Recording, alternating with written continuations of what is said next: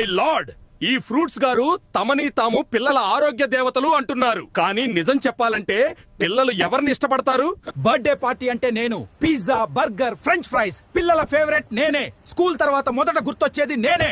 నేను టేస్ట్ ఇస్తాను, happy mood ఇస్తాను, ఫ్రెండ్స్ తో ఫన్ ఇస్తాను.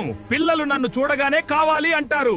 అమ్మలు ఈ ఫ్రూట్స్ లను లంచ్ బాక్స్ లో పెట్టి బలవంతంగా తినిపిస్తారు. నాతో పోల్చడమా వీటిని? ఇది పిల్లల రుచికి అవమానం. My lord, order order. Fast food, నువ్వు చాలా ఎక్కువ మాట్లాడుతున్నావు. ఫ్రూట్స్ మౌనంగా ఉన్నాయని నువ్వు తక్కువ అంచనా వేస్తున్నావా? కోర్టు అన్ని విషయాలు పరిశీలించింది. ఫాస్ట్ ఫుడ్ రుచిగా ఉంటుంది, కానీ అధికంగా తింటే అనారోగ్యానికి దారితీస్తుంది.